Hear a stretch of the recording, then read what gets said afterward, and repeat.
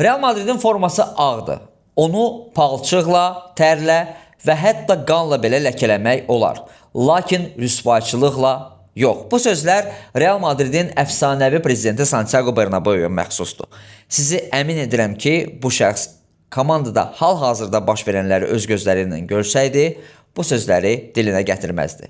Problem nədir növbəti rubrikasının qonağı bu dəfə Real Madriddir. Əslində mən bu buraxılışı bir ay öncə yazmalıydım. Sadəcə olaraq iş qrafikimiz və kanalda baş verənlər o qədər sıx cərəyan edirdi ki, buna elementar olaraq heç bir vaxtım qalmamışdı və hazırda baş verənləri gördükdə ürəkdən sevinirəm ki, bu baş verməmişdi. Çünki indiki məsələlər bizə ağız dolusu danışmağa imkan verir və Real Madridin nəyə görə hal-hazırda komanda olmadığını sübut etmək üçün mənim əlimə əlavə vasitələr də təqdim etməkdədir. Deməli, ümumilikdə danışsaq, biz bu problemi müzakirə etmək üçün biraz əvvələ getməliyik və düzdür, lap belə müğəyyəmi dövrlərinə getmirəm. Cristiano Ronaldo və s. və o məsələlər artıq aydındır. O dövrün krizisi artıq keçib və hal-hazırki dövrdə baş verənlər qəti surətdə o dövrə aidiyyatı belə yoxdur. Amma 2022-ci ilə qayıtmaq lazımdır. Çünki böyük klublarda baş verən bax belə gərginliklər, problemlər heç vaxt 1-3-5 günə ərsəyə gəlmir. Bu müəyyən bir silsiləli hadisələrin baş verməsinin səbəbi kimi olur. 2022-ci ildə bu komanda sonuncu dəfə həqiqətən də komandaydı. Bu komanda həqiqətən də futbol oynayaraq daxildə bir ümumi struktura bənzəyirdi və bu komandanın əsas lideri var idi və bu tək meydanda deyildi, həm də soyunub geyinmə otağında öz əksini tapırdı. Söhbət təbii ki, Karim Benzema'dan gedir. Ondan sonraki təbii ki, oyun problemləri yaşanırdı və 2023-cü ilin sonunda Karim Benzema artıq Real Madriddə əldə edə biləcəyi bütün titulları əldə etdikdən sonra başa düşdü ki, böyük pullar qazanmağın vaxtıdır və sağ-salamat getdi Səudi Ərəbistanına, İttihad, indi Əl-Hilal, Karim, bravo, hər şey əladır. Bundan sonra periyodik olaraq komanda 2024-cü ildə Çempionlar Liqasını bir daha qazandı. Komandadan Toni Kroos getdi və bir mövsümdən sonra Luka Modric də komandanı tərk etdi və mənə elə gəlir ki, bax 2024-cü ildə bütün bax bu problemlərin əsası başladı. Nəyə görə? Çünki komandaya gəldi Jude Bellingham və Jude Bellingham'in gəlişi artıq bu komandanın daxilindəki olan mənə elə gəlir ki, azca da olsa balansın biraz sağa sola oynamağına səbəb olurdu. Çünki var Vinicius, təbii ki Benzema'nın gedişindən sonra o Real Madriddə özünə ən bomba oğlan sayır və heç kim onun yanında ümumiyyətlə yaxından uzaqdan nə istedad, nə bacarıq, nə əfsanəlik baxımından təbii ki dayana bilməz. Bu yalnız Vinicius'un belə deyək, arzuları və istəkləri təbii ki. Amma Jude Bellingham gələndən sonra o hiss elədi ki, o komandada elə bir ki maraq göstərilə biləcək ikinci adam var. Amma yenə də nə də olsa bu iki nəfər öz aralarında bilmirəm, ya üstə, ya daxildə doğrudan da bu belə idi, amma heç bir problemin olmadığını nümayiş etdirməyə bacardılar. Bütün bunların yeganə belə deyək, problemi o idi ki, Rodrigo elə bir ki, biraz sağ cinahda elə necə var idisə, elə də qalmışdı. Və bütün bax bu Çempionlar Liqası triumfundan sonra Florentino dedi ki, mən neçə ildən Mbappé'ni istəyirəm və mən Mbappé'ni komandaya gətirəcəm. Halbuki Kylian Mbappé müddət üzrə bundan hardasa bir il öncə səhv etmirəmsə, ola bilər ki, illərdə biraz qarışım, amma yenə də PSG ilə müqaviləni uzatdığı barəsində açıqlama vermişdi və bu açıq şəkildə Real Madrid formasını götürüb, sürtünüb və tullamaq məsələsinə bərabər idi ki, bunun fonunda futbolçular çıxış elədi. Vinicius bu boyda post yazdı. Valverde oradan, Rodrigo oradan ki, bu klub heç vaxt nə bilim bir nəfərə əsas. Yəni birbaşa olaraq Mbappé'ni saplamasalar da hamı başa düşürdü ki, bu sosial şəbəkələrdə olan bu söz soxmalar konkret kimin yuvasına girir. Və bütün bu məsələlərin fonunda 2024-cü ilin yayında Kylian Mbappé təşrif buyurur və bu təbii ki Real Madridin daxilində çox böyük söz-söhbətlərə səbəb olur. Çünki Florentino Perez bütün bu müddət ərzində nə qədər də güclü, maraqlı komanda yaratmaq istəsə də, onun üçün futbolçuların media hissəsi, onların image hüquqları, komandanın bir marketinq produktu olaraq çox belə cəlbedici olmaq məsələsi daha da vacib idi. O hər Real Madridə gəlişində bunu heç vaxt gizlətməyib və Cristiano Ronaldo, nə bilim, Kaka kimi futbolçuların, Ronaldo, Beckham kimi futbolçuların komandaya gəlişi yalnız və yalnız bu marketinq məsələlərinə də əsaslanırdı. Və Kylian Mbappé də komandaya gəldikdən sonra yalnız və yalnız Carlo Ancelotti'nin dərin müdriklüyü sayəsində bu komandanın daxilində olan poxpüsür belə deyək də qaynama dərəcəsinə gəlib çatmırdı. Və ayda məsələdir ki, artıq Mbappé ilə bir mövsüm keçirəndən sonra Carlo Ancelotti heç bir titul qazanmadığına görə rəsmi surətdə komandadan getməyini açıqladı. Komandadan sağlaşdı. Yəni bir sözlə Carlo Ancelotti dedi ki, poxpuzu məndən uzaq eləyin. Mən Braziliya millisinə Copacabana-da gəlib özümə qulluq eləyəcəm və 4-dən 1 dəsə belə özüm üçün milli komandalar səviyyəsində oynayacağım. Bu mənə dəymir. Yəni sizin bax bu Sony Game otağınızdakı olan bu məsələ qəti surətdə mənə aid deyil, mənə maraqlı deyil. Sağ olun. Sağ olun. Və bununla da o nə qədər müdrik və dərin insan olduğumu sübut etdi bir daha. Ümumiyyətlə Carlo Ancelotti bu barədən kitab yazmalıdır mənə elə gəlir. Və bütün bax bu məsələlərin fonunda komandaya gəlir. Olduqca uğurlu, olduqca böyük, həm Real üçün, həm İspaniya futbolu üçün böyük bir fiqur Xabi Alonso. Bayer Leverkusen-də etdiyi möcüzədən sonra bütün bax bu gənc və olduqca stilin uşaqların başına bir o qədər də gənc, belə qüvvətli və eyni məqamda da stilini bir dənə baş məşqçi gəlməlidir ki, bu Xabi Alonso idi və Perez'in mənə elə gəlir ki, xəyalında Xabi Alonso bax o fantastik tortun belə son giləsi idi. Bunu Xabi Alonso'dan bura bax qoyduq, oldu qəşəng. Amma bu tamamilə əks səda verdi. Çünki Xabi Alonso komandaya gəldiyi dövrdə artıq az öncə izah etdiyim məqamlara görə komandada aşkar lider yox idi. Yəni bir Sony Game otağındakı aşkar liderlər Bellingham, Vinicius və Mbappé-dirsə və yalnız bunları çırpa biləcək yeganə insan Antonio Rudiger'dir. Antonio Rudiger öz-özlüyündə biraz insanlardan biridir ki, ona da belə ciddi lider kimi baxma olmaz. Kağız üzərində hər şey möhtəşəm idi, amma bu Perez'in bəlkə də edə biləcəyi ən səhv qərarlardan biri idi. Çünki Xabi Alonso gəldi və bu özünü bomba sayan oğlanlara futbol göstərmək istədi. Onlara sadəcə olaraq at qaçım, ver vurum məsələsi ilə deyil, müasir futbolun gedişatları ilə, taktikası ilə, müəyyən bir gedişləri ilə futbol qoymaq istədi və Real Madridin artıq 3 ilə yaxındır ki, tamamilə soska futbol oynamağının qarşısını almaq istəyirdi. Yəni, Xabi Alonso'nun əsas məqsədi o idi ki, Real Madrid olduqca yaxşı ulduzlarla kifayət qədər baxımlı və dominant futbol oynasın. Çünki PSG. Çünki Bavariya. Çünki Barcelona. Yəni bu komandaların fonunda Real Madridin hansısa nəticə qazanmağı da orada da gülməli sayılırdı. Və 2024-cü ildə belə bu komandanın qazandığı Çempionlar Liqasını, yəni mən sıça qazanılan titul kimi sayıram. Çünki orada futbola baxmaq mümkün deyildi. Həqiqətən mümkün deyildi. Hə, sevinirdi azarkeşlər, hə, bu 15-ci titul və s. və axır məqamları vardı, amma bu futbola baxmaq həqiqətən də mümkün deyildi. Bütün bu məsələlərin fonunda təbii ki, Vinicius hansı ki, məşq prosesinə öz qardaş dediyi uşaqlarla gəlir. Nə bilim, Mbappé'nin kayfı durdu, biraz zədələndi, gəlib İtaliyada istirahət eləyir. Jude Bellingham reklam çəkilişlərinə gedir, bu məsələlər o qədər də maraqlı deyir. Ümumiyyətlə, İngiltərənin yeni David Beckham'ıdır. Real Madridin yeni Zidane'ıdır. Təbii ki, bu stilin uşaqlar üçün bu taktiki gedişlər, olduqca ağır fiziki iş, pressingdə oynamaq yox da biraz o deyil də. Padlosu var da. Yəni mən bu boyda mənim 200 milyon qiymətim var. Mən pressingə qaçanam. Məsələlərinə gətirib çıxartdı ki, Xabi Alonso başa düşdü ki, bunlardan adam olmayacaq da. Elə 2025-ci ilin ortası heç 6 ay belə işləməmiş komandaya dedi ki, Sağ olun, özünüzdən müğayət olun, mən getdim istirahətə. Bilməm indi Xabi Alonso özü getdi. Bilməm indi Vinicius və onun kimi ağıldan küt insanların provokasiyasından sonra Perez onu komandadan göndərdi və yaxud nədirsə. Yekun odur ki, Xabi Alonso ilə Real Madrid yollarına ayırdı və gəldi Arbelo. Arbelo'dakı birinci oyundan oturub baxırdım, dedim ki, ay Allah, nə yaxşı qapazaltı adam deyə bu. Yəni bir baş məşqçi ki, yadınızda saxlayın. Bax, bir baş məşqçinin bərbad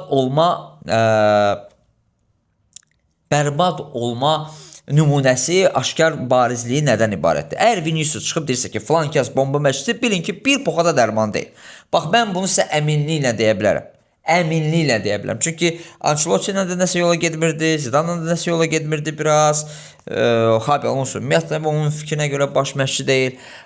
Və Arbelo da elə gəldiyi ilk ildən deyirdi ki, Vinicius'un şaşaqlarına qurban olum, komanda yaxşıdır, hər şey yaxşıdır. Dedi ki, nətər oyuncusu oynuyor da. İndi 1-2 oyun, 5 oyun oyan bir yan utdular. Amma bu qlobal olaraq komandanın daxilindəki olan lidersizlik, komandanın daxilində olan burada əsas mənəm davalarını ortadan çıxarmır. Aydın məsələdir ki, məşq prosesi it günündə gedir. Burada məşq prosesindən daha çox bir-birini qapazlama məsələlərinə gətirib çıxardır. Aydın məsələdir ki, belə olduğu halda bir dənə ötürməyə görə bir futbolçu obursa, futbolçunun var yoxuna kimi gedib çıxa bilər məsələləri var. Amma əsas məsələ oydu ki, tək Vinicius sakit dursun, komanda haqqında heç kim pis danışmasın. İndi bu mövsümü axıra kimi yola verir, görə ondan sonra nə baş verir. Ki, təbii ki, bu belə olmayacaqdır. Təbii ki, bu belə olmayacaqdır. Çünki əgər komandada artıq Valverde və Chouameni tamamilə Valverde səsini eşitmirsiniz ümumiyyətlə.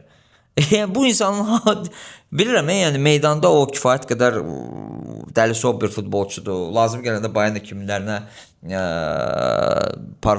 parkingdə falan 5 məkan qəşən 1-2 dənə şapalaq qoya bilər.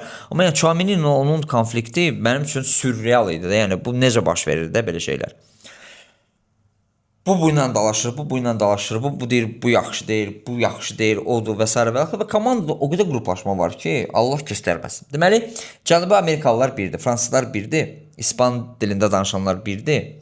Və bütün bunlara tamamilə mürdəşir sifəti ilə Xabi Alonso'ya bax, Alvaro Arbelo baxaraq nəsə reaksiya verməli. Təbii ki, verə bilməyəcək. Çünki bir, Alvaro Arbelo belə rank, bir poxt ulduzlar deyil, açığı gəlin etiraf edək. Bu ulduzlarla yaxşı işləmək təcrübəsi yoxdur və üstəlik olaraq da üzündən belə pis çıxmasını görsənir ki, bu insan stolunu, yumruğunu daha doğrusu stolunun üzərinə vuraraq burada böyük mənəm sözünü deyə bilməyəcək. Və bu məsələdə Alvaro Arbelo'ya kömək ola biləcək yeganə məsələ komandanın daxilində bir liderin olmağı, Ramos kimi, Benzeması kimi, Cristiano'su kimi lider olmağıdır ki, gəlsin 2 dənə şapalaq qoysun, benquşlar sakit olun, bu ilə işləyirik. Belədir vəziyyət. Bu liderin olmamağının yeganə səbəbi elə məhz Xabi Alonso'nun komandadan göndərilməsinə gətirib çıxartdı, indiki davaları gətirib çıxartdı və problemin nə olduğu təbii ki liderlər deyil. Təbii ki tək liderlər deyil. Söhbət ondan gedir ki, bu komandaya həddindən artıq çox imtiyazlar verildi. Həddindən artıq çox imkanlar verildi. Və bunun səbəbkarı Perezdir.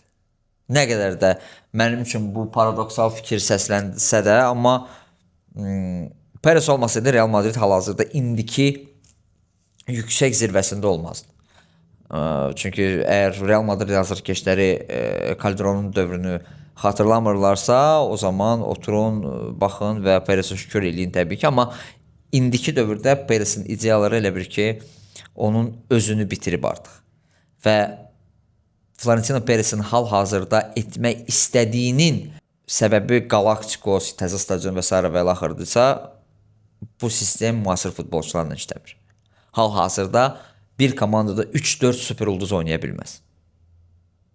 Açıq-aşkar. Komandada bir süper ulduz olmalıdır və onun arxasında ona kömək edə bilən futbolçulardır. İstənilən komandaya baxın elədir. İstənilən komandaya. Barcelona'da lider kim, yəni oyun lideri kimdir? Lamine Yamal'dir. Var bir dənə super ulduz və onun ətrafında olan digər futbolçular. Rafinha ona yaxındır. Yəni rang olaraq biraz dəyişir də təbii ki. PSG-də məsəl üçün var Dembele, amma Kvaratskhelia, Vitinha və s. və ilaxır. Hierarxiya düzəlir. Nə bilim, Bavariyada var Harry Kane və onun ətrafında Olisası var, Diası var və s. və ilaxır. Real Madriddə lider kimdir? Bilmir. Mbappe'dir. Vinicius'un versiyasına görə Mbappe deyil. Mbappe'nin də versiyasına görə Vinicius deyil və bu iki nəfər heç vaxt meydanda o biri o birisinə yer verməyəcək. Bu mümkünatsız, mümkünsüz bir şeydir. Və bunun yeganə səbəbi Florentino Perez'dir. Çünki FIFA meneceri qaydası ilə alınan futbolçulardır. Halbuki komandanın əsas problemi yarım müdafiədə balansın itirilməsi idi. Toni Kroos gedəndən sonra onun yerinə heç bir faydalı, ona oxşar futbolçu, ona yaxın ola biləcək futbolçu alınmadı, gətirilmədi. Jude Bellingham'i orada nə qədər də zorlayıb orada oynatmaq istəsən də, Jude Bellingham Toni Kroos'un heç 53% belə ola bilməz. Çünki Toni Kroos tamamilə başqa. Düz deyil, Toni Kroos səviyyəsində futbolçu da yoxdur. Var düzdür, bir PSG-də amma çox bahadır. Amma yenə də bu tip futbolçunu əvəzləmək çətindir. Amma bu istiqamətdə atılan addımlar da çox mənasızdır. Və bunun səbəbkarı Florentino Perez'dir. Və mən tam səmimi deyirəm ki,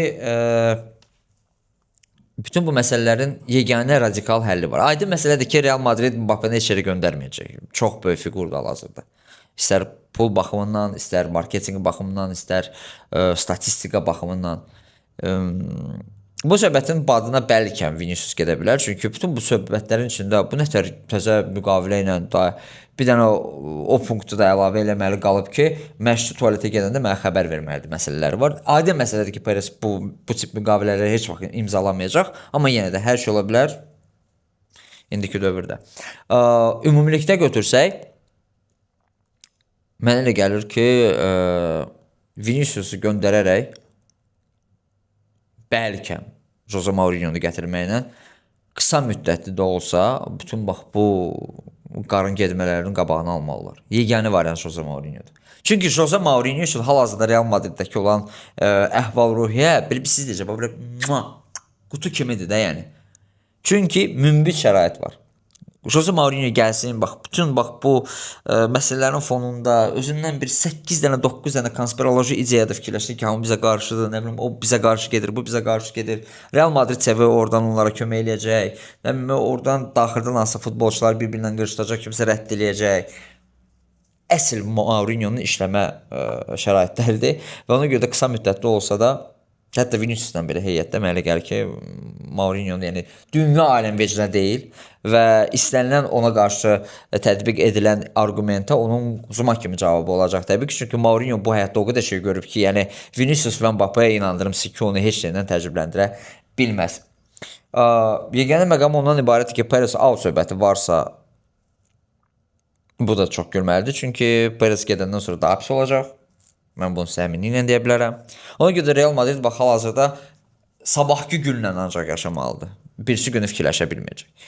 Və birisi günü fikirləşmək üçün daha açıq, daha aydın addımlar lazımdır ki, mövcud vəziyyətdə Florentino Perez bu addımları ata bilməz. Sadəcə olaraq bu buraxılışın sonunda, düzü mən 5-10 dəqiqə deyirdim, amma 20 dəqiqəyə yaxındır ki, danışıram. Əvvələ qayıtmaq istəyirəm və Santiago Bernabéu'nun sözlərini yada salmaq istəyirəm. Real Madrid bəlkə də mənim xatirimdə bəlkə də ümumiyyətlə 120, nə bilim neçə, 124, 125, 127 illik tarixi ərzində hələ heç vaxt bu qədər acınacaqlı və rüsvayçı vəziyyətdə olmayıb. Bu Real Madridin ən bərbad dövrüdür. Bunun səbəbkarı həm Perez'dir, həm futbolçulardır, həm Alvaro Arbeloa qismində verilən təkliflərə razılıqla gələn baş məşqçilərdir. Böyük komanda hal-hazırda komanda deyil. Hamı ona baxıb, mırtdaşıb gülür. Günahkarı kim həll edəcək?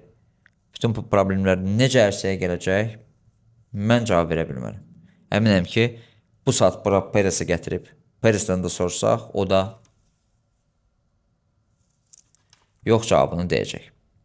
Doğrudan da acınacaqlıdır. Mən Real Madrid fanatlarına yalnız və yalnız səbir diləyirəm, çünki həqiqətən də həqiqi Real Madrid fanatlarından söhbət gedir təbii ki.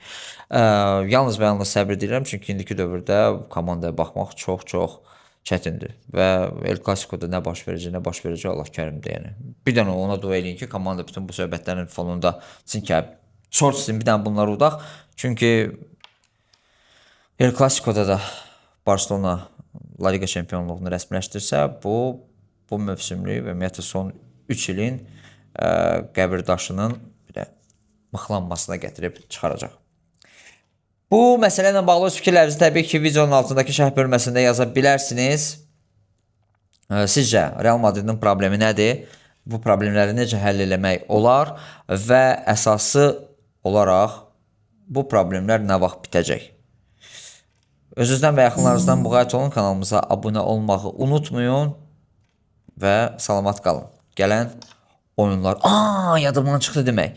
Bu buraxılışın altında növbəti problem nədir rubrikasında hansı komandanı müzakirə etməyimizi istəyirsinizsə, onu da mütləq şəkildə qeyd edin. Sağ olun, salamat qalın.